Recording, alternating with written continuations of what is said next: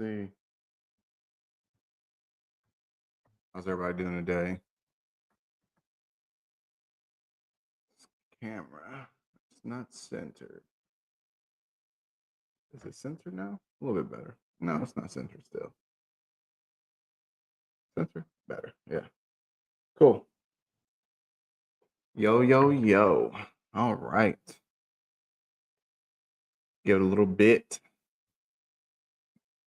Got 4 people watching.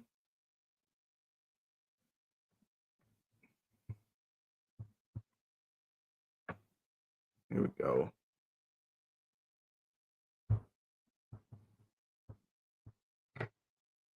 There's it's funny. Let me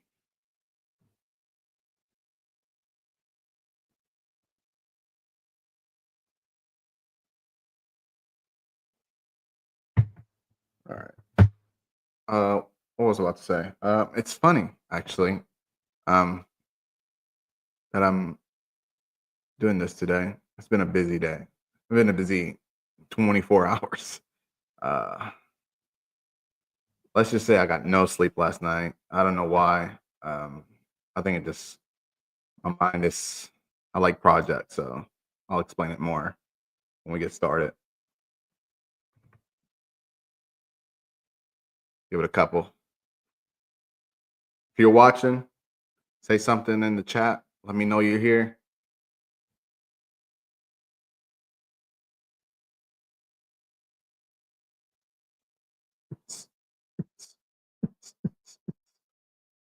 Anybody watch Family Guy? Like you can't do that. You can't. You can't do that if you watch Family Guy. Immediately you think of Stewie. Like that's it. So, all right, we've been here waiting for a little bit. Um, again, for the people watching, say something in the chat. Let me know you're here. I got a couple announcements to make, and then we'll get started. Yep. It's funny. Um,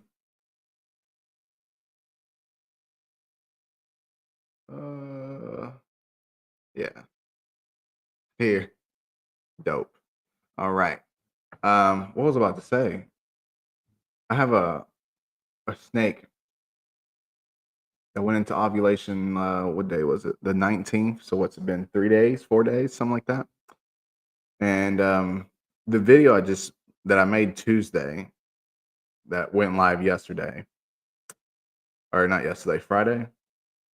I had She had not gone into ovulation yet, which is funny because I was talking about another snake in that video. I was expecting one to go into ovulation, and she beat her to it just because she didn't have a pre-ovulation shed. So, and that's how that works. She didn't have a pre-ovulation shed. She went into ovulation before that one that is on the pre-ovulation shed. So it's pretty funny. So far, at least 2 snakes laying eggs within like I want to say 2 months. So that's good. All right. Says we got 5 people watching.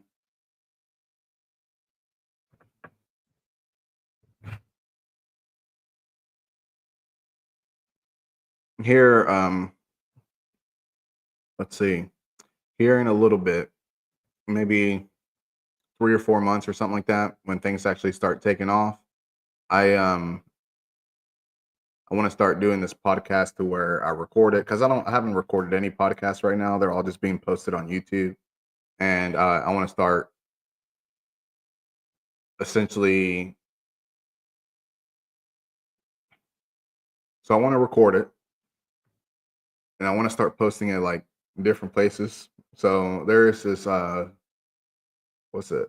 I don't even remember what it's called. It's like RSS. It's something that essentially you can share the podcast using that across different platforms, so like Spotify and all that. So whenever that happens, whenever that time comes, I will essentially be having people on. So I'll ask for people to join me on here. You'll see 2 faces instead of 1. I'm not sure when that's going to happen. Like I said, it just has to be when things start taking off a little bit because believe it or not, this streaming software is not free. So I have to actually justify it, and that's why I have to say when things take off in maybe 3 months or so in terms of reptiles.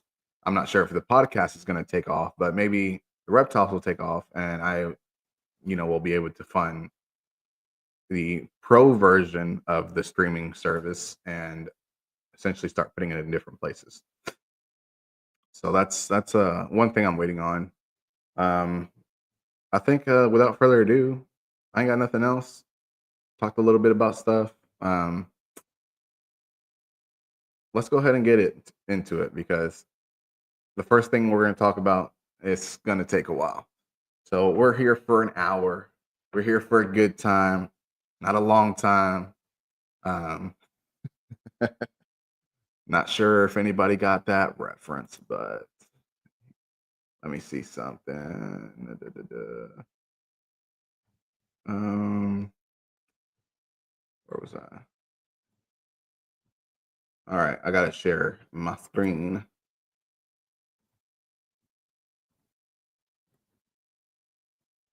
so you guys can see the PowerPoint questions.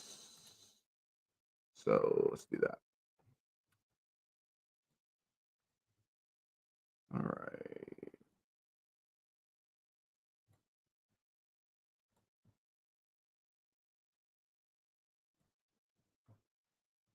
All right. So first things first. Um, you know where we're at. We're doing this podcast. Again, if you are want to say something in the chat, whatever, and I have my phone right here so I can see it. But if you say something in the chat, I will get to it. Hopefully as quickly as I can, but I'll get to it. And yeah, and I'll try to answer your question as well as answering the questions on the screen here. But the thing is, the first thing we're about to talk about, this was a question that was recently asked. So this is not the oldest question, but this is the question that was recently asked, and I figured I'd put it as the first question because of what the question is about. So, first question: what is ERBA? Now, last night I had this is something I've talked about with people for a while, and it's something that I don't know what we were doing, why we kept putting it off, but we finally have it. ERBA stands for the Ethical Reptile Breeders Association. This is essentially, you could call it the AKC of reptiles, and that's exactly what we want it to be. We don't want it to be, people feel like they're going to get bashed or people feel like they're going to get some negativity out of it or backlash or anything like that. That's not what it is. Absolutely, it's not what it is. The whole purpose of it is just to show what standards people should follow whenever they're breeding, what standards people should follow whenever they're buying a reptile, what standards people should follow for a husbandry. So keeping the reptile, all of that information essentially is going to be on there.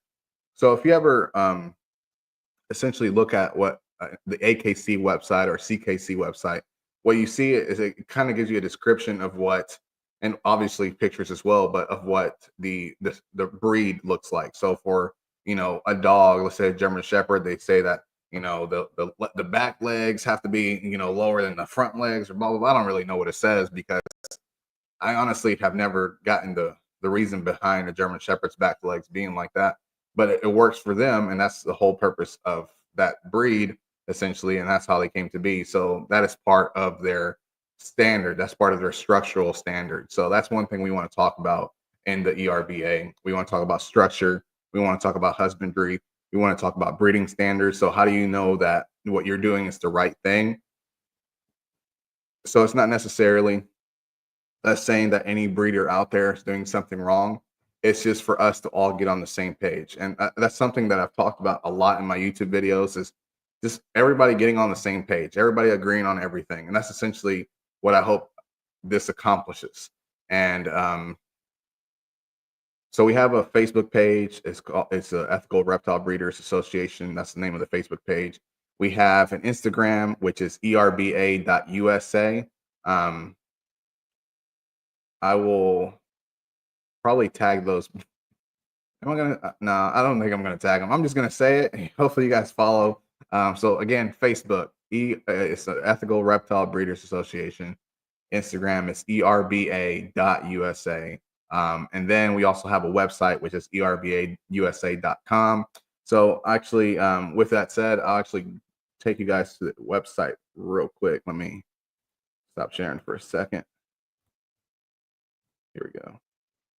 So essentially, the reason I couldn't sleep last night, this is the reason I believe I couldn't sleep last night. I'm not sure if this is actually the reason I couldn't sleep last night. So around, I don't know what time it was, maybe 8 or 9 or something last night, I decided this was it. Like, there's no more waiting. There's no more procrastination. If I'm going to do it, I got to do it. I created a logo, created an Instagram page, a Facebook page, and everything last night.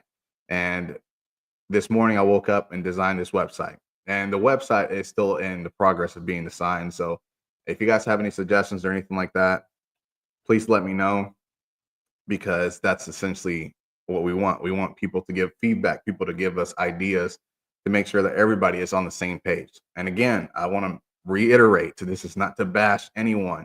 A lot of people saw the Instagram page go up and people were sharing it and everything. And then all of a sudden I get messages, hey, what's this about? Why are you guys doing this? Are you guys going to show people that are unethical, blah, blah, blah? You guys going to be doing that? People already do that and nobody likes it. I'm like, no, that's not what this is.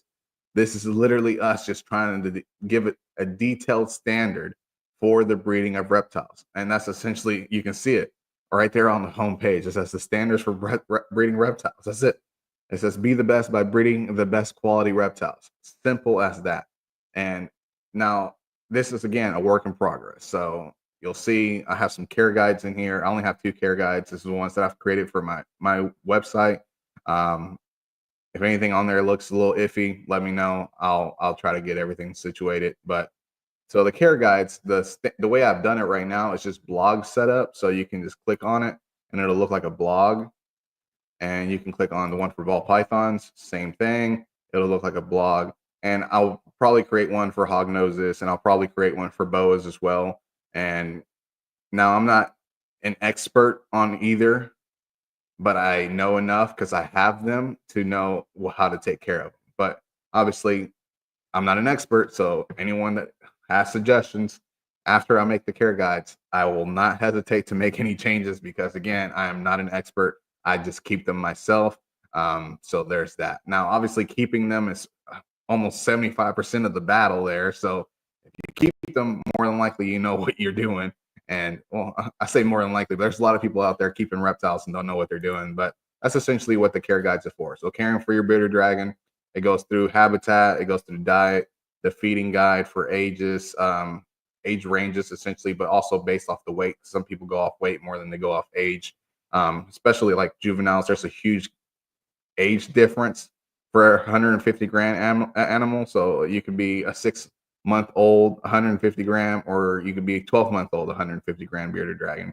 And then subadults, I added some pictures and stuff like that. So it's nothing, it's just a blog style. And the one thing I want to talk about, and like obviously there's nothing in the breeding standards and all that. So one thing I want to talk about is this website. And this is obviously something that everybody has to deal with when they create a website, but this website is not for profit. This website makes no money unless there's donations.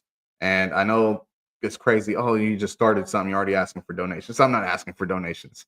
All right. I've talked to the people that in the group. We have a group of 8 people that are just working this out, trying to figure out what the best standards are for bearded dragons, because that's who we're going to start with first.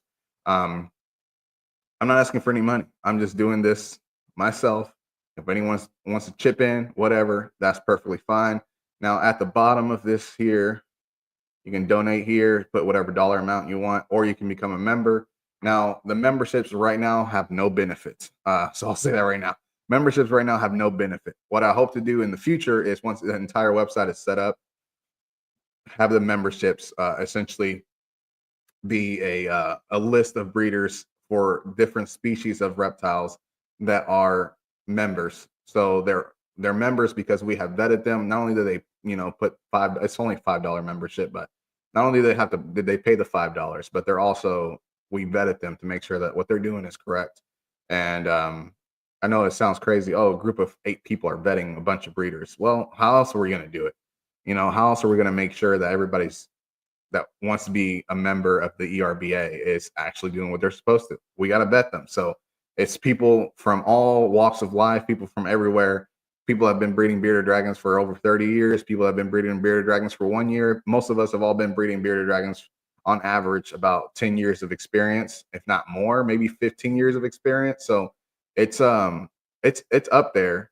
So it's a group of 8 people, people with old standards, people with new standards, and we're all getting together to figure out what the standards should be. And again, the goal is to make sure that everyone is on the same page. It doesn't matter if you feel like this is bashing or anything like that. I apologize. It's not the goal. It's really just to make sure that everybody's on the same page. So we're going to go over genetics. So we're going to say, oh, well, this genetic here, let's go say genetic stripe. This genetic here, the standard is it has to be a definitive stripe. It can't be broken up, blah, blah, blah. And that's how it goes with the genetics. So we'll talk about the different genetics and say, this is how this genetic is supposed to appear. Now, obviously, when it gets into different species, it's going to get a lot harder and it'll be a lot more maintaining. And it's going to be a lot. So as of right now, I'm not sure how this is going to change in the future. As of right now, it costs $40 to maintain this website every month. Again, I'm not asking for anything, but if you want to put a donation in there, great. If not, perfect. Doesn't matter. I'll continue doing it until I feel like it's not going anywhere and nobody wants to join the ERBA, because sometimes that happens. People feel like everybody has an agenda, and this is not an agenda. This is just for everybody to be on the same page, because that's one thing I am sick and tired of in the entire community is people not on the same page, people arguing, people with the drama. Everybody hates each other. That blows my mind. Like, we're here to support each other. If you don't want to support being an ethical reptile breeder, I don't even know why you're here. Like, that's crazy. You don't have to become a member. You just don't say nothing bad. Like, sometimes that's the only support you need, is just don't say anything at all. And people, like, I mean, not even kidding. As soon as it happened, probably, I want to say 4 or 5 hours after, somebody, oh, why are y'all doing this? Bro, what? Get up out of here, man. You don't need to do this. That's not necessary. Nobody said anything about you. Nobody said anything about the things you did or done or going to do, nothing like that. Ignore it, bro. It's not even a big deal. It's not affecting you. It's not going to do anything to you in the future. Just leave it alone. So that's essentially what it's for. And eventually, hopefully, we get to the point where this does become like the AKC of reptiles. And, you can go buy a reptile from somebody and it'll say, blah, blah, blah, ERBA standards. So that means that particular breeder follows the ERBA standards. It doesn't have to be anything crazy. It could just be on their Instagram page. It could be on their Facebook page that says they follow ERBA standards, whatever, nothing crazy. It's not like dogs, or, it'll say AKC or something in front of the type of dog. AKC yellow lab. Like, I guess it could be like that, but I don't think it needs to be like that. I think if the breeder their selves acknowledges that they are part of the ERBA, that's good enough. And then obviously the website will say ERBA members, and then boom, it'll have a bunch of people on there that have contributed in the past or are still contributing, whatever the case may be. And that's that. So one thing, let's see, a few people in the chat. Let's see what they're saying. Beautiful website. Appreciate that. Yes, it is going to be exciting to watch it develop. Absolutely going to be exciting. It's going to be wild. So, what was I about to say? So if this gets to a point where, it's making $45 a month or something like that, obviously, and $40 are going to go towards maintaining the website. Everything else that does not go towards maintaining the website goes to USARC, which is the United States Association of Reptile Keepers. They do all of the grunt work to make sure that you are able to keep reptiles. Anytime a new bill, a new law, or whatever takes place in your area, they are the ones to make sure that those laws don't pass. They have been doing this forever. Ever since I became a breeder, they have been around. So they've stopped hundreds, probably, of bills and laws trying to stop us from owning certain reptiles. And like a few years ago, Florida, obviously Florida, they were going to ban a bunch of reptiles down there, which is not anything crazy for Florida, but there were states around Florida that were also going to ban those same reptiles because of being surrounding states, and then states around those states that wanted to do the same thing because of being surrounding states. Eventually, it was about to be half the country not going to be able to have any reptiles because of Florida. And I don't think anything ever happened. I don't think even Florida was had the same issues. I think now Florida does have a lot of like permits and stuff you have to go through, so there is that. But I mean, I'd rather have to have permits than to not have reptiles at all. And there's that. The other way you can contribute is by getting some merch. The merch is not anything crazy. It just says ERBA, so nothing crazy. And there's different colors and whatnot, but this hoodie here just has ERBA on the left arm. You know, nothing wild, nothing crazy. And then a sweatshirt. Nothing wild, nothing crazy. Now I will probably do like a hat or something like that and eventually start doing different stuff. Yeah, I've had a day. 24 hours, I tell you. 24 hours. I'm not even sharing the screen for the merch. That's my bad, y'all. Let me share the screen for the merch. That's my bad. All right. Do that again. So yeah, ERBA, ERBA on the arm. So all of these essentially have the same logo. And that is, a t-shirt for 12 bucks. That's not too bad. And approximately like $2 of this t-shirt goes towards profit. So you'll be helping keeping up the website. It's like, I don't know the exact number. It's probably like $1.74 or something like that, but it's not a lot. But eventually, sell enough of them. Every single one of these has like $1.70 something on top of it to make for a profit. But other than that, it's pretty much you're just paying the cost of the shirt plus the design. Let's see. All right. Going back to the questions. So yeah, well, that is ERBA, the Ethical Reptile Breeders Association, like the AKC of reptile keeping.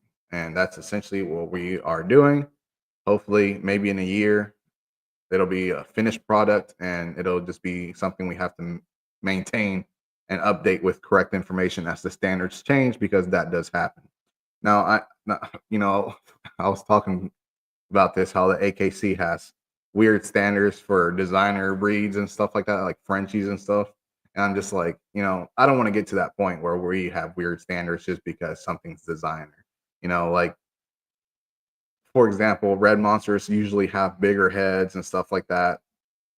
I don't want the standards to be weird just because red monsters typically have bigger heads. I don't want that to be a norm for red monsters. I want people to eventually get away from overly sized heads. Like that's just it's not even appealing. Like to the eye, that looks weird. So that's just, it's not all red monsters. It's just some of them. So that's something that I've noticed anyways. I'm not sure if anybody else has noticed the same thing. Oh, somebody said something in the chat. Let's see what we got. Can't remember if it was from previous live or video. You mentioned monsters with huge heads and zeros with frog eyes. Yeah. Yes. Yeah. I've seen quite a few with those attributes from well-known breeders. Absolutely. Unfortunately, it is a common thing.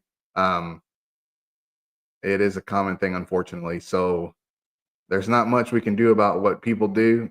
So this is another thing with the ERBA is we can't force anybody to follow the standards, but eventually we want to get to a point where everyone that is looking to buy a reptile or anyone that's looking to breed reptiles knows what the ERBA is, and they know that if they're going to follow the ERBA standards, that they are looking for breeders that also follow the ERBA standards. Even if they don't say they do, you can typically get an idea of just by looking at the animal, just the structure of the animal, the way they're kept, the health of the animal and all of that. Typically you can get a good idea just by looking at them. It's not anything crazy, like even like with dogs, right? There's dogs out there, dog breeders that aren't CKC or AKC registered, and they're still that breed. They may have, just never have registered before, and therefore they just don't ever have that registration. but they're still a lab. They're still a yellow lab. There's nothing you can do about it, and that's just how it goes. So that's essentially something we don't expect everyone, to breed reptiles and be like, I'm part of the ERBA. It might not happen, and that's perfectly fine. It's just you can't get everybody on the same page all the time, but the hope is to make sure that everyone that's coming in new or anyone that's just getting started or something like that, that they at least figure out that there is such thing as ERBA and maybe look at the standards so they can start breeding based off those standards and look for animals based off those standards. So yeah, there are well-known breeders out there that will not meet the standards, and there's no point in even saying who they are, because once you look at what the ERBA standards are, when we have those up and ready and going, once we have the website finished, you'll know. You'll be like, oh, this bearded dragon here has a massive head. That's a very oddly sized head. So you're going to say, well, that's not part of the standard. Or you're going to say those eyes are very, very frog-like, not part of the standard. That short snout, not part of the standard. So it's just, yeah. What up? What up? What up? So the ERBA, as I said, is going to be for all species. Eventually, we're going to start. Right now, we have a group of 8 working on the bearded dragons. Eventually, we're going to work together with a group for ball pythons, and eventually, we're going to work together with a group for boas and hognoses and so on and so forth, monitors. And a lot of other reptiles don't have as many. I mean, they might. I'm not really 100% sure in terms of like structural issues or anything like that, like beady eyes or massive heads or anything like that. But a lot of reptiles may not have those same issues like bearded dragons do, because they're not as overproduced as bearded dragons, but it's still possible. So it's not a bad idea to have them included as well and get them out of the way. It doesn't hurt. So, and it's not just going to be structural stuff. It's going to be genetic. So saying, oh, this particular morph is supposed to look like this particular morph, as of right now, we're not breeding that morph that certain way. So 0 to 0, no good. 0 to het 0, no good. So, advertising, you're going to be wearing ERBA merch. Man, the funny thing is about advertising at reptile expos is nobody ever looks at your shirt, unfortunately. And people hardly ever even look at your table covers. Like you were there with me. 2 table covers, massive red table covers with my logo on all sides of the table cover, 2 logos on top, one on the front, one on each side. And then I had 2 table covers because I had 2 tables. You'd be surprised how many times I've had people say, what's your business name? Shirt, QB Scales and Scales. Table, QB Scales and Scales. It says it everywhere. And they're like, what's your business name? And I'm like, QB Scales and Scales. And they're like, oh, it's on your shirt. Duh. I'm like, yeah, that's how it works. So, merch is not necessarily something I'm worried about at a reptile expo, but it doesn't hurt. Maybe I'll consider it. People may question, what is ERBA? Maybe, who knows? But yeah, it's just something else to do, something else to do on top of everything else I got going on. Next question. All right. Sandfire Dragon Ranch. Have you ever had any dragons descended from his lines or directly from him? No, I have never had any directly from his lines that I know of, obviously. So Sandfire Dragon, someone that was around for a very long time. He passed away, I want to say in 2023, something around that time frame. And he was around for a very long time. So there used to be like an orange citrus color bearded dragon that they called the Sandfire, and that was from his lines. And now most people don't even call them that anymore. They just call them orange dragons or citrus orange. And unfortunately, you never know what you have. So there could be several people out there with this line of dragons, and they'll never know it just because they probably bought it from someone else that didn't, disclose where the bearded dragons originated. So nope, not that I know of. He also, if I remember correctly, he was also one of the people breeding German giants for the longest amount of time as well, and keeping those lines pretty pure until they no longer were pure. So I'm not really sure. I'm not really sure who out there has Sandfire Dragon Ranch dragons. What the heck is that? One of the dragons is beating on their door, telling me, "Get me out of here, man! It's bedtime." All right. Next question. My adult male has started hanging out in his house more. He comes out to eat, drink, and poop, but hasn't been basking much. Is this any cause for concern? Not necessarily. I have a lot of dragons that, especially when they're older, they're super lazy. So they literally only come out to survive. It happens. I have dragons that know I never even really catch them basking, to be honest. But it's not the basking. It's not. I don't want to say it's not important. It's just not as important when your entire husbandry parameters and temperatures are good. Because if your cool side is 75, 80, and they're eating once a day or something like that, they're probably going to stay on the warmer side probably for like 5-10 minutes, and then they're going to go back to the cool side because that's all they need. Because as long as it's over room temperature, they're slowly digesting their food. And typically, adult dragons don't eat as often as baby dragons, so they don't have to bask as often. So I'm not sure how often he's basking. You say he hasn't been basking much, so that means he's basking a little bit. So I wouldn't be concerned, to be honest. I just know adult dragons are usually pretty lazy in terms of everything that they do. Now you get them out of their enclosure, and all of a sudden their laziness leaves or stays behind in their enclosure. But other than that, inside of their enclosure, they're pretty lazy. Um, I think mine probably sleep majority of the day. You got to think about it in terms of the wild. In the wild, they're having to hunt for food and all that. They're having to bask and stuff like that, but they're also trying to stay out of the way and stay hidden from predators. So they probably only hunt for food once a day when they're adults and kind of just hang out and hide. Because that's how you stay alive. So that's probably what they're doing in their enclosure as well, just hiding around, trying to stay alive. Um, Now, I've also noticed, like, if you have like cats or dogs or something like that, that they also do that quite often because they're again trying to stay alive. They don't know what the heck you have hanging around in your house, so that's something else to consider if they're able to see, dogs or cats or anything like that. Um, he was born last spring. Oh, let's see, got some more questions. Or he started basking more and moved the light over a few inches. Yeah, and sometimes that's all it takes.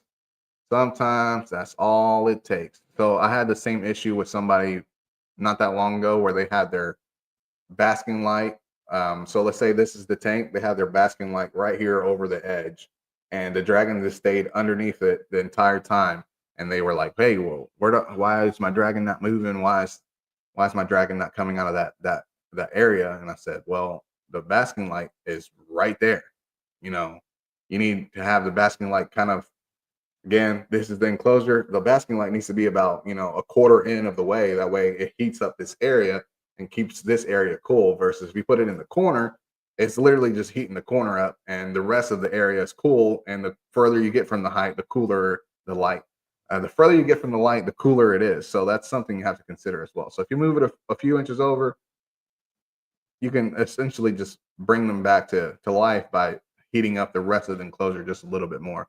I typically try to keep my cool side around 80 degrees, to be honest, just because that's what I've noticed helps them digest more frequently, which also means more bowel movements, unfortunately, but it keeps them a little bit more lively, technically. So that's something that I try to do is keep it around 80. Some people keep it around 75. That's perfectly fine. Some people keep it around 85. Not saying that's bad. I've never tried it, so it could be something that maybe keeps them even more lively. I'm not really sure. So that's all something to consider. Was born last spring, so he isn't very old. He couldn't be. I mean, brumation season can happen at any time in a captive bred animal, and anything after 6 or 8 months, they technically can brumate. Anything over a year definitely can brumate. So, maybe he just be like, hey, you know, I'm at that age now where I just want to take a nap for a very long time. So you never know. You never know. All right, well, here we go. If I breed a Wiblets to a genetic stripe, what would I get? What would you get? Well, I need more information. I need more information. Is the Wiblet hypo? Is the genetic stripe hypo? Is the Wiblet het trans? The genetic stripe het trans? My only suggestion is go to Morph Market and look up the Morph Market calculator. And I'll show you how that looks because some people um, typically, see that. Yeah, here we go. So you go to calculators here, bearded dragons. You just type what you have. So you have to know what you have. You can't just say wiblets and genetic stripe. So you have to know exactly what you have because the calculator is not going to be able to give you any information. So based off the information you just gave me, wiblet. Did I click it? I thought I clicked it. Yeah, it is. And genetic stripe. So everything's going to be het wiblets, and half of them are going to be genetic stripe. That's all you gave me. That's all I can put in there. So if, let's say, the wiblets was also a hypo wiblets, then you would get all het hypo with half of them being genetic stripe. Now, if the genetic stripe was also a hypo, now everything is visual hypo, everything's het wiblets, and then half of them are genetic stripe. You put het trans in the mix. So all of this is, information that you can just get just by going on Morph Market. Pretty good tool if you ask me. So then you have hypo trans, hypo trans, hypo, half of them being genetic stripe, and all of them being het wiblets, and half of them being visual translucent. So that's something to, or not half, a quarter of them being visual translucent. Sorry. So that's all something you have to consider. What is the actual genetics? So you didn't really say that in the chat, so I can't really answer any further. But I'll have this open, and I'll leave this open, and I'll talk about a pairing that I have if you want to know how that works. So let's do this. Next question. New Patreon videos soon. They have been really great so far. Thanks. Yes, I actually have one that I filmed for a few days ago, and I have not posted it. I typically don't have to edit my Patreon videos much because I give you guys raw data, raw footage. So all I do is add, like my logo at the beginning, and that's it. And then you guys get the entire video. So I haven't done that. I'm being lazy. Apologize. I was supposed to post it yesterday, Saturday, and I did not. So you'll have it sometime this week. I don't think Patreon really is on any schedule. You guys just get videos when y'all get videos. So that's that. So it's about the mistakes I've made as a breeder and as a keeper. So maybe that's something that'll be helpful for people. If you could change the names of morphs, would you? And what would you change them to? I would bring back plasma. Yes. Obviously it doesn't matter what I think. But if it were up to me, I would swap wiblets and zero because that's always been something that's intriguing to me. That's a little bit confusing, to be honest. Oh, look. You put it in the chat. Here you go. You got a hypotransgenetic stripe and a normal wiblet. So if the normal wiblet is not het hypo or not het translucent, then everything will be het hypo, het translucent, het wiblet. So triple het. Half of them will be genetic stripe. So there's that. But again, I suggest you go over here. I'll do that real quick for you.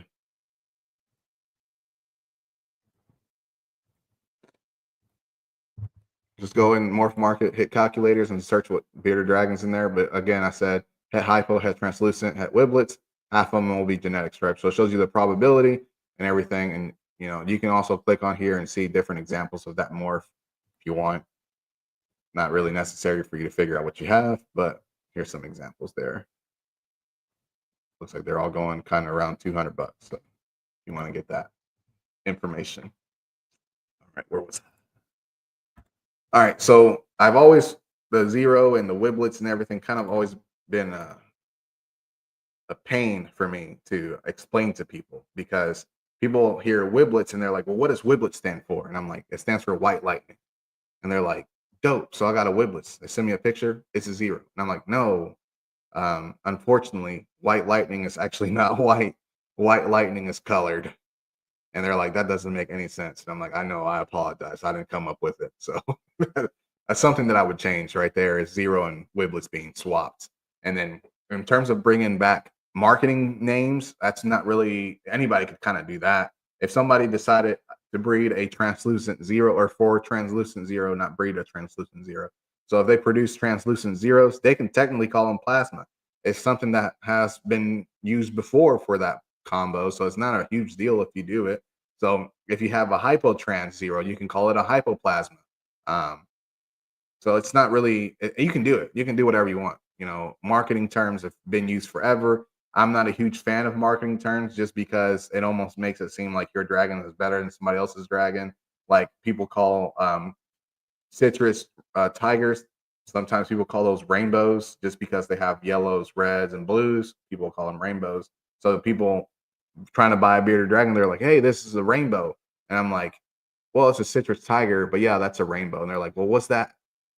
They don't even know what a citrus tiger is. They only know it's called rainbow, so they don't even know the actual term for what they have. So that's something that I'm not too fond of. So if somebody can figure out a way to explain that to people, that'd be great. So maybe that's something we do in the ERBA is show different combo names and show what they actually are so people know what they're getting. But again, the ERBA has to be name that people talk about. Like even US ARC, the United States Association of Reptile Keepers, that's not a name that everybody knows. So you have to explain to people what that is. Like I wear shirts most of the time that say US ARC on them, and people are like, "You were in the military?"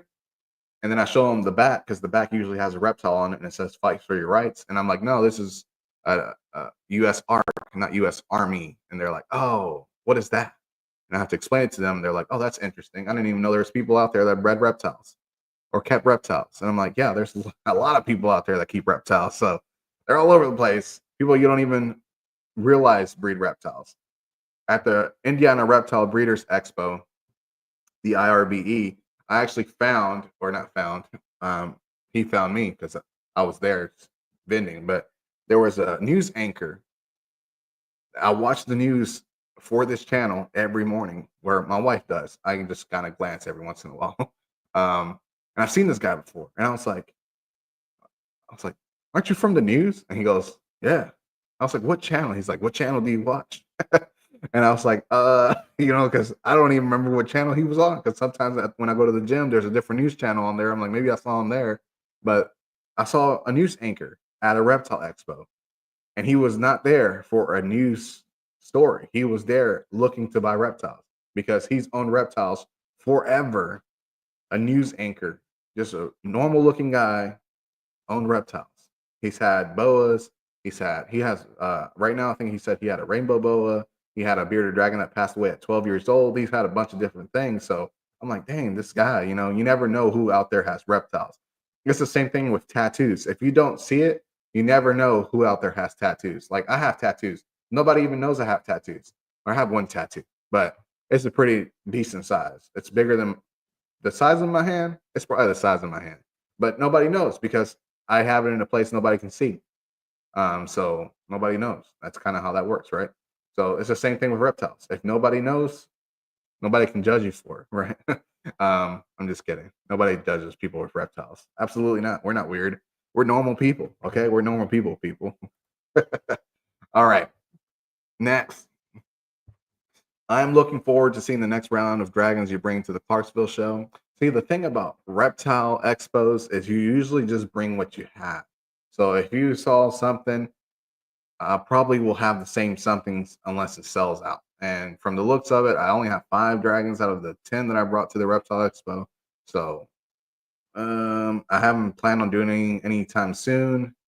So I don't know by the time the next one comes around because the IRBE is every month. The first clutch should be hatching of 2025, but they won't be ready for sale. So that's something that I'll have to. That'll just be something that I won't have at the show either. So it'll just be 5 dragons. I might not even bid that one, to be honest. Um, Maybe unless I somehow find people that are willing to sell a bunch of dragons to me, which I don't really like doing.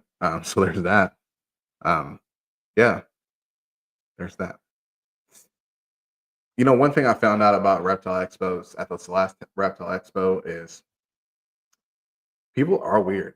Like we saw like several goats there, pet goats.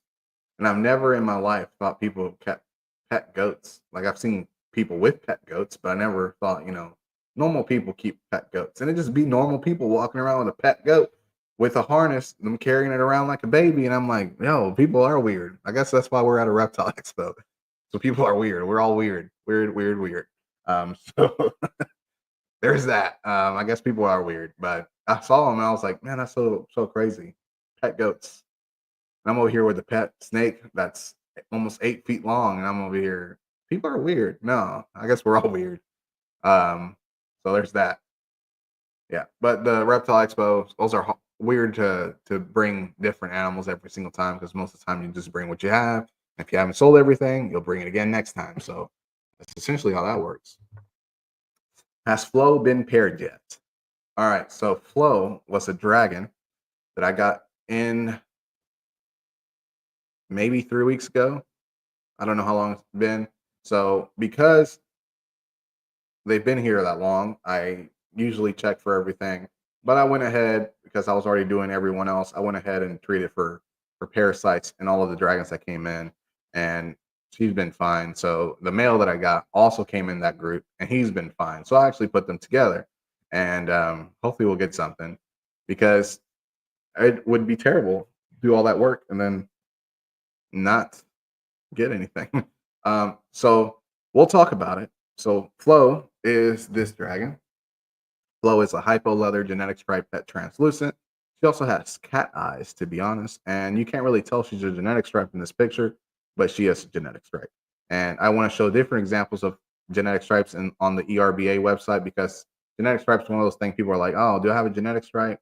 Well, show me a picture. And maybe it really depends on who you ask. So that's why we want to do this. Show different examples, show what the standard is, and go with that. Um, Yeah, there were some snakes large enough to eat the goats at the show. Absolutely. Unfortunately, there sure was. And, I actually have a friend in Maryland, and he has retics, reticulated pythons. Retics? I call them retics. Retics. He has retics, and he feeds them baby goats. So, I mean, if you got a 20-something foot snake, I'm pretty sure a baby goat is like feeding a ball python on a small rat. That's crazy. I could never. Like the biggest snake I have is 8 feet, and it barely can take down an adult rat. So, like, it can, it's not struggling to do it, but it looks at it like, dude, give me something smaller. Let me wet, let me wet my lips first before you hand this stuff to me. Micro leathers, man, those are good old days. There's only one person that I know of breeding micro leathers still. Micro leathers came from breeding recessive leatherbacks and leatherbacks together. So you have to have a visual recessive leatherback, and you also have to have leatherback on top to create a micro leather. And micro leathers are essentially like one step above silky, so they're very, very, very smooth, but they still have scales, so you don't have all the side effects of silky. So in order to get into micro leathers, you have to get into recessive leathers, which is hard to get into because not everyone is breeding for that. Actually, I only know one person breeding from a recessive leatherback. So if you want to get into it, that's who I would go look at. It's Phantom Dragons, by the way, if nobody knows. But I don't think they sell that many that are het recessive leatherback. So, and they might be related. So that might be something else you have to consider when you're looking at that. So there you go. So Flo here was bred to this guy here, Mercules. He is a hypowiblet, possible het translucent. And obviously with that, we will prove out if he is het translucent or not. But he's definitely a hypowiblet. There's no doubt about it. He has visually the morphs of hypo and wiblets. Now this guy here is very nice colored wiblets. And why would I breed a hypowiblets to a, I wouldn't say she is a mediocre red, but she is not the reddest dragon out there. She is like orange red. Now, why would I do that? Well, that's another thing with standard that we want to get into is the standard of size in bearded dragons. I had somebody not I want to say it was earlier today comment on one of my videos saying that they wish German giants would come back. So do I. So does everybody. And the only way we could even possibly get remotely close to German giants again is by breeding large dragons together, keeping back a whole lot of them and breeding the largest ones out of those together, or not together, but other large dragons. So the I want to say the average is about 18 inches or something like that. And the biggest dragon I've had was 23 inches, but I've seen some 16-inch dragons. I've seen some 15-inch dragons. Now, people breed those. Is it a bad thing to breed a 16-inch dragon? It's something you have to discuss with other people breeding 15-inch dragons because it may not be a big deal. It may just be something that the bearded dragon hasn't got to its full potential, or it could be that the bearded dragon is stunted. So you never really know how you got a 16-inch bearded dragon. But do you want to breed it? I personally wouldn't. I mean, if the average is 18, try to go for something around that. So that's another reason why people need standards, why we have to have the ERBA. Let's see. Oh yeah, 20-inch male. So all right, so here this is where I was going. This is where I was going here. Yeah, push out some monsters. Absolutely. Yeah, absolutely. So here we go. Now, that 23-inch male that I had him about 3 years ago. He produced a clutch for me, and a lot of people that I know still have dragons from those clutches. There's one guy here about an hour away from me. He has one of the dragons from that clutch. I have another dragon from that clutch. So Harriet, which is what I named her because her dad's name was Dexter, her mom's name was Rita. Harriet came from Dexter and Rita. I was supposed to keep a male and call him Harrison, but it didn't happen. I kept the female, call her Harriet. Hopefully people watch Dexter and know what I'm talking about. So the dad 23 inches, the mom 17 inches. Females typically aren't huge. They can be, but typically they're not huge. So 17, 18 inches is pretty good size for a female. I got Harriet. Harriet took a lot after the dad because that's how that works. They kind of go out in the middle, average the height, the length out based off the parents. She's about 18, 19 inches. So she's bigger than the mom, smaller than the dad. Eventually, I'll breed her to another big male, producing hopefully some bigger dragons. So it's hard to say which dragons are going to be the biggest out of the clutch. You can't really always go off growth rate. So sometimes it just has to be the end result, not what you see every day. Because I've seen some big dragons that were babies stop growing around a year old and they end up just being 18 inches. And you're like, oh no, this is going to be a monster. It's going to be 21, 22 inches for sure. It's twice the size of all of the other clutch mates, blah, blah, blah. And it ends up being the smallest just because, that's how that works. They grew fast, but didn't get there to the end. That happened to me actually in middle school. I was a pretty normal sized kid, and then I got to high school, ninth grade. Everybody was taller than me. And I'm like, dang, what happened? So it happens like that. I hit my growth spurt way sooner than other people did. And people hit their growth spurt after I did, and they were taller than me. So that's just kind of how that works with bearded dragons as well. So the male that I paired her to, this guy, he is about 19 inches. Flo is about 18, 19 inches. So I'm hoping that it just produces more 19-inch bearded dragons, maybe a couple 20-inch bearded dragons. Who knows? So how do I determine that? I'll just have to keep a bunch of them, to be honest. So out of this clutch, I'll probably keep a lot of females just because they're going to be het wiblets. And that's always good to have females that are het wiblets. So it's hard to find, to be honest. It's hard to find het zero and het wiblet females and het wero females, 100% hets, because people that are usually producing stuff like that are producing them for themselves.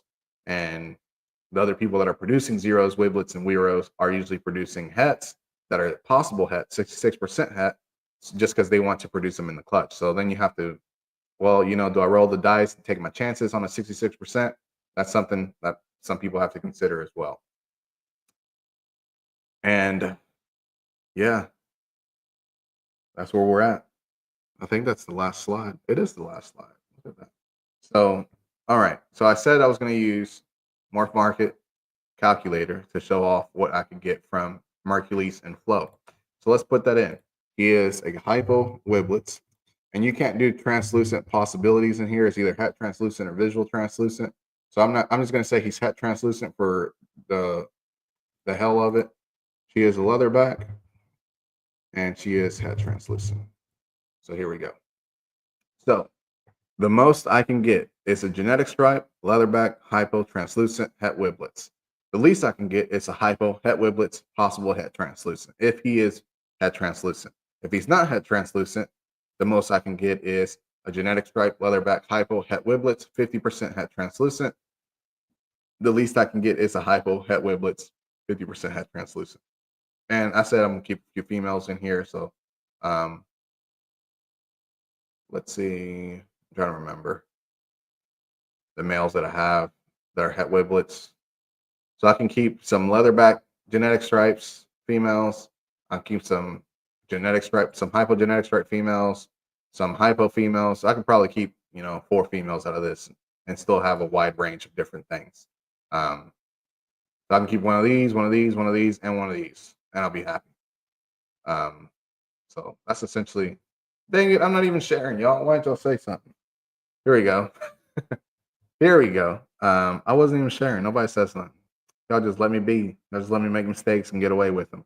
So he's not head translucent in this example here. So this is what I was saying. The most I can get, the least I can get. I hit that he is head translucent, and then obviously the possibilities change. So now I have visual translucent, but I still have hypo het wiblets, possible head translucent at the bottom. So yeah, like I said, I can probably keep a hypo. I don't want to really keep a bunch of translucent, so I'm gonna skip those for now. Obviously, we'll see what the clutches do if she ends up laying a clutch. If she does not end up laying a clutch from Hercules, I will be doing a joint effort pair with somebody that I know to produce very red babies. So from red monster lineage, not red monster to what I have, but it'll be a 50% red monster. So it will just be a red monster cross essentially is what it'll be. Um, so yeah, hat wiblets, a couple things that I'll keep. You know, probably 4 females or something. Maybe less. I haven't really decided. We'll see what happens. We'll see how the season goes. Because the more you keep, the more you have to take care of, and the more you have to take care of, the more work you have to do, and the more it cuts into your time. So yeah, how many eggs do I have cooking? Oh, look at that. I'm glad you know this information because a lot of people don't even know what their siblings, their dragon siblings actually have. So my male sisters were 19, 20 inches. And your male, I think you said is 20 inches. So yeah, that's pretty good. That's pretty good. How many eggs do I have cooking? Let's look real quick because I have to keep it all in check here. So I gotta look at what my incubator has. So I have this says I have to check them. It says they're hatched already. They were supposed to hatch on the 21st. So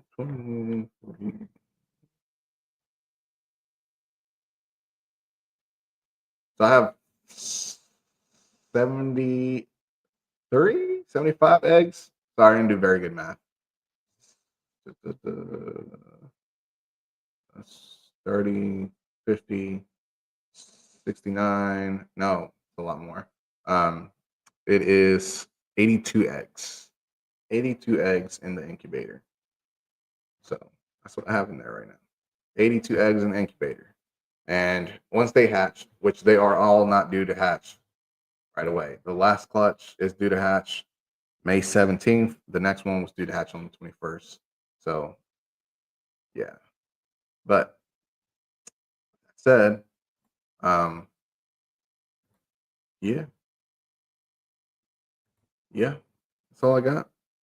Um, so 82 eggs. 82 eggs. How much is it going to cost to feed 82 eggs? That's the question, really. Um, let's so I'll be making an updated video on my dubia colonies because now I'm up to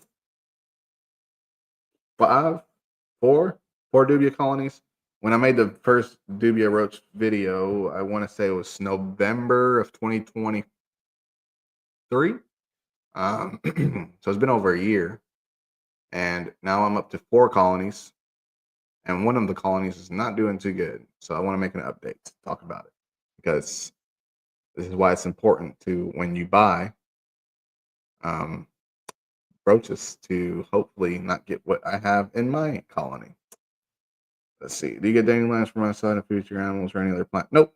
Absolutely not. Everything outside stays outside. If you want to grow dandelions inside, you can grow dandelions inside. Make sure fertilizer free, insecticide free, as organic as possible. Yeah, absolutely. Indoor hydroponic tower. Yeah, absolutely. Yeah. Yeah. You can literally go to Walmart, get a little wire rack, a little 3-foot wire rack. That's 4 or 5 shelves or whatever. You can go to Lowe's. I mean, when I went to Lowe's last, they actually had a tower sitting right there at the entrance showing you how to do it. They even sold you the light and everything, they sold you the little tray and everything. You just had to get seed. So literally you can go to Lowe's. I don't know if your Lowe's does this, but my Lowe's is doing this and get the entire shebang, the lights, the trays, the wire rack, and everything else you need to make your own plants inside. Yes. Built it out of PVC. Yeah. Hey, that's smart stuff right there. Built it out of PVC, and with the surplus, I sell to other reptile breeders nearby. That's good, actually. He said, I've already profited off the hydro tower. That's good. I've thought about doing a garden. The thing about doing a garden is, like, my dogs will probably not get into it, but I don't know about my kids. My kids might get into it. So I thought about doing a garden, doing like collard greens, mustard greens, and stuff like that. Yeah, it's definitely cost effective for sure. And yeah, clean veggies. You never have to worry about insecticides, never have to worry about fertilizers. Everything will be organic. So that's something that I've considered in the past. It's just I probably go to I don't even know. I go through a bag a day for sure. But sometimes it goes a little bit over the bag because I overfed. So I gave them a little bit more than I was supposed to. So um sometimes it goes a little over the bag. So I probably go through 7, 8, 9 bags of greens every week. A lot of greens, man. It's a lot of greens, man. But they're cheap. They're like $3. So, 28, 24 with maybe 28 with taxes or something like that. So $100 a month on greens. That's still a lot of money, to be honest. I ain't gonna lie. I ain't even going front. That's still quite a bit of money for some greens, for some veggies. Hey, what's up, my guy? How you doing?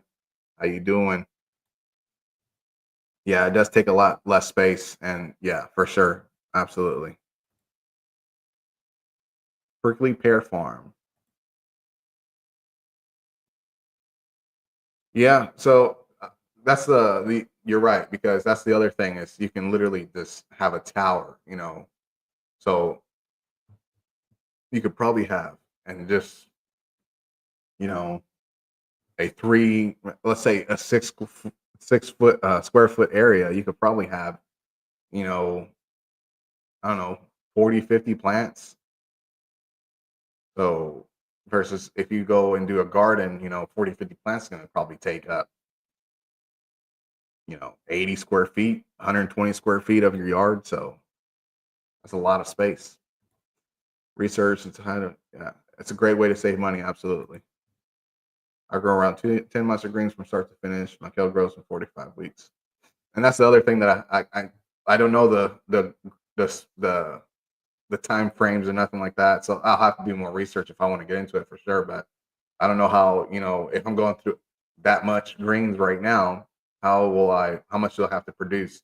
How much do I have to grow from start? And how often do I have to stagger it, like start 20 seeds right now and start 20 seeds 2 weeks from now. Like I'll have to figure all that out to make sure. So 7 feet tall and 3.5. Yep. Not even that big. Absolutely. It makes a world of a difference having all of that. That's why I like to stack my enclosures because I have what is that? Uh, I'll have more enclosures, but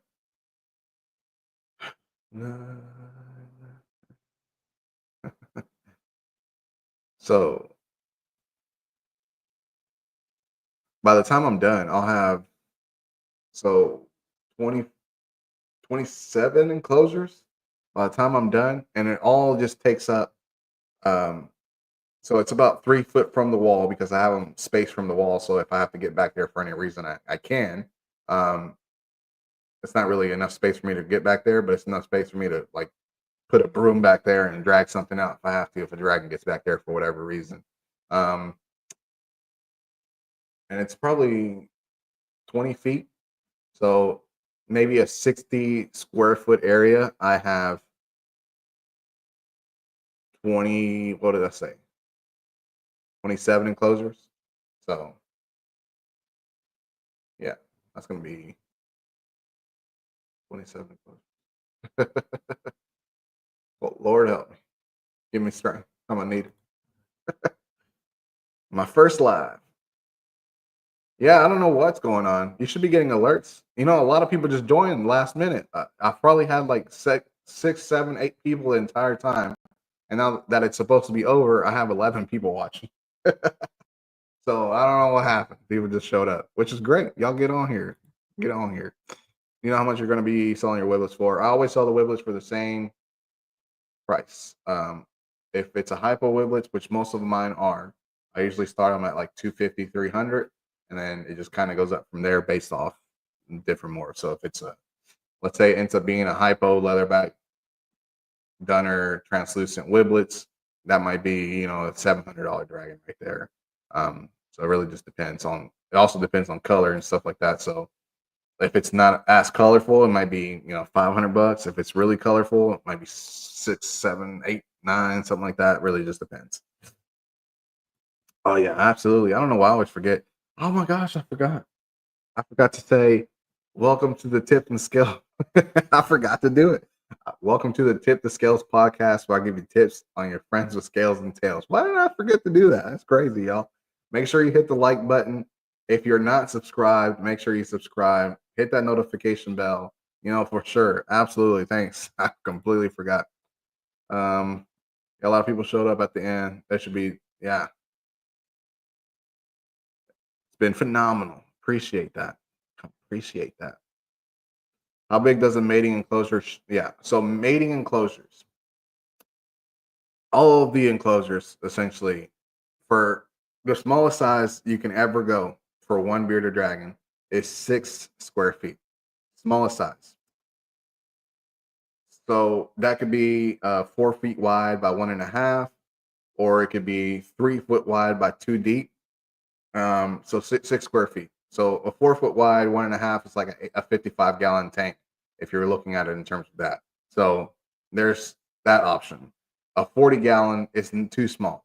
Now for breeding, you can typically breed successfully in that same 6 square foot enclosure. You won't really have many problems with that. But the thing about cramping up the space, so obviously if you take everything out, maybe it will work for you, but cramping up the space might just give them more places for them to get injured or something like that. So definitely go with 8 square feet.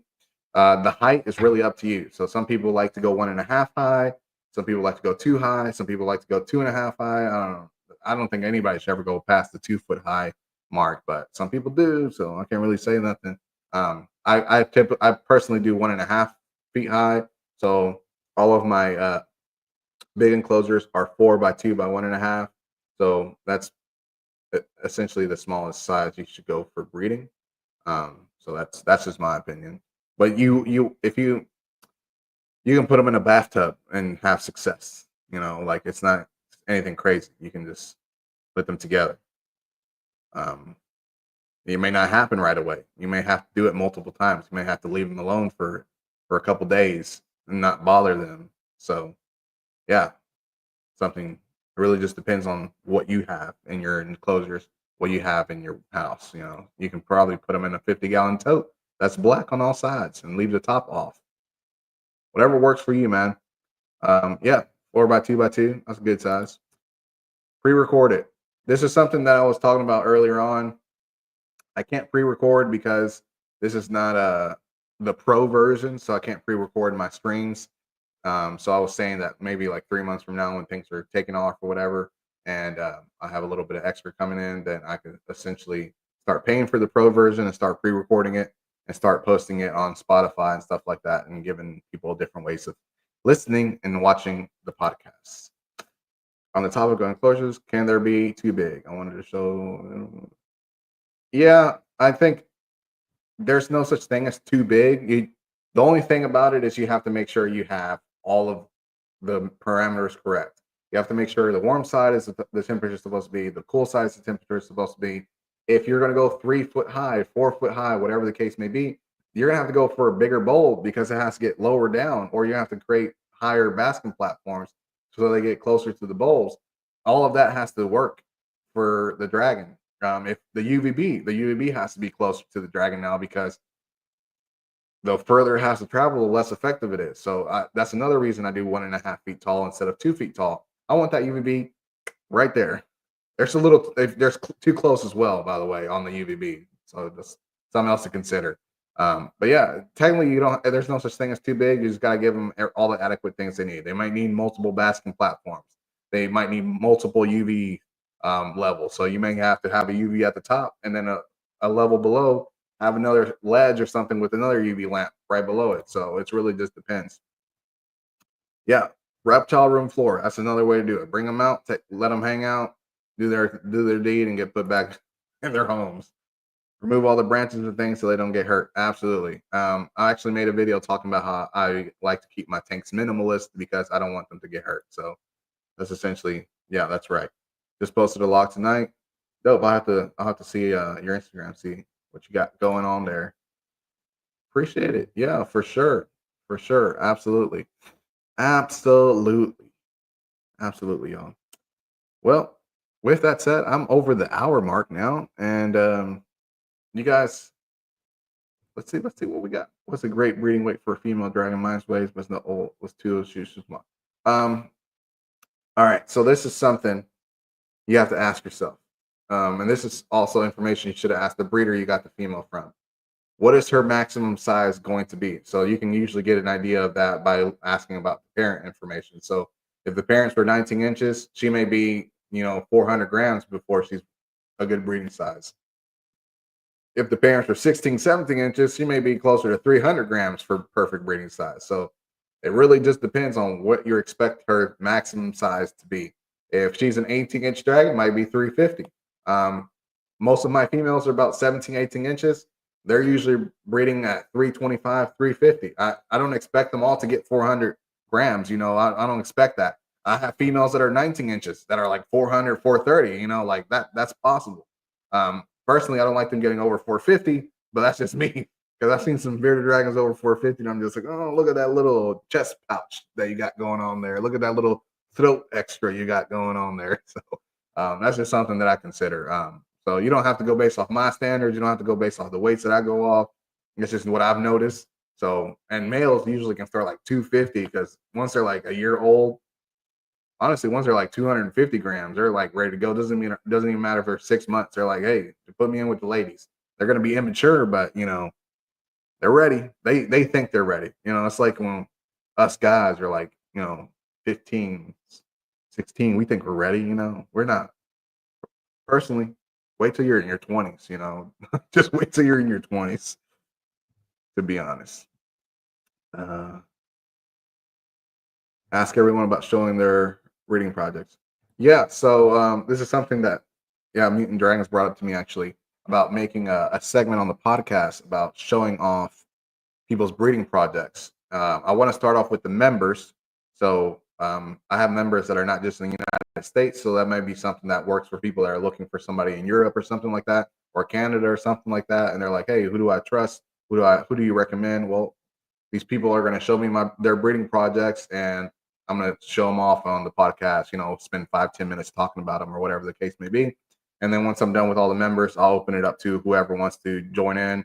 So this is obviously going to be a promotion style type situation. So it's not going to be free. The members have already been paying me, so that's why they're getting it for free. But it'll be like $5. I ain't fronting or nothing like that. It'll be like $5. For $5, I'll give you 10 minutes of my time talking about everything you got. You send me everything you got, everything you're planning on breeding, and I'll talk about it for 10 minutes on the podcast, 5 to 10 minutes or something like that. So people know what you got going on. And that might send people your way. Because these podcasts, I think they're getting like over 100 views now.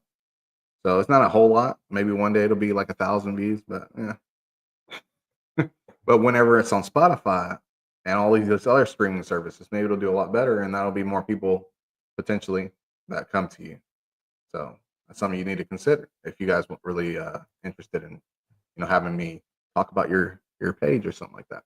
I made my male lose weight because he had boobs at 450 grams Now he said looks nice at 390. Yeah, absolutely. I remember you sending me that picture too, and I was like, I screenshotted it, circled the area, I said, "What's up with this, bro?"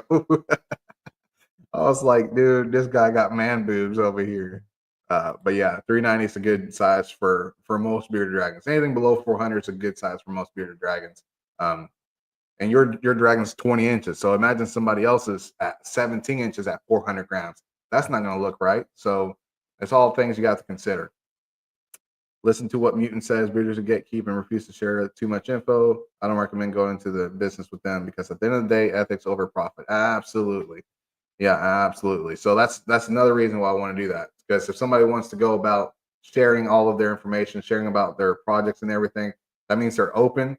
That means they have nothing to hide, and obviously they want the world to know about it. So because this is YouTube, YouTube ain't just hidden to the United States or whatever. Everyone in the world can see YouTube, so it could be anyone knows what you have now. And if you are an exporter or get to a point where you are exporting animals, and that's something you might want to make sure people know about. Make sure people know what you got. Yeah, once it picks up, it'll definitely be good. It'll definitely be good for everybody. Thank you for pointing it out because I would have never known to for a while. Yeah, yeah.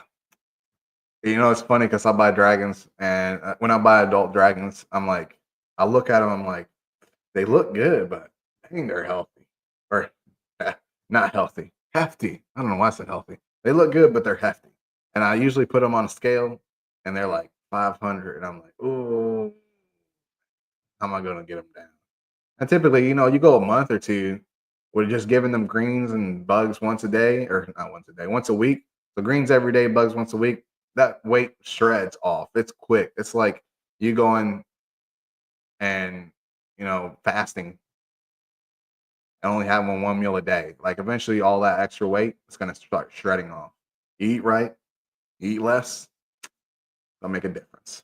So with all that said, I am 17 minutes over the hour now. So I have to get off. So I appreciate everyone that hung out with me today. I was supposed to do one of these last week, but I definitely was not in the mood after Reptile Expo. So I rescheduled it for a 2 week apart. So I'm not sure if I'm gonna do it next week. I'll let you guys know by scheduling it. If I don't schedule it for Sunday next week, that means it ain't happening. I might schedule it though. So we'll see what happens. Um, so yeah, let's see. Appreciate the live, Johnny Help. See more future content. I'm a Mexican red monster breeder. Hey, dope. Fortunately, can't export, but here to help. Cheers. Yeah. So yeah, there's a so for people that don't know, in Mexico there are standards for breeding. Like you have to have inspections and all of that. So they have it a lot better off in terms of breeding reptiles than we do. I don't know why we have so much freedom for breeding people's pets.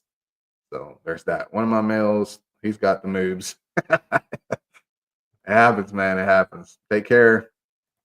Absolutely. Thank you. Yeah. Glad I caught you too, man. I appreciate you. Appreciate you tuning in. So with that said, what's my spiel again? I don't know.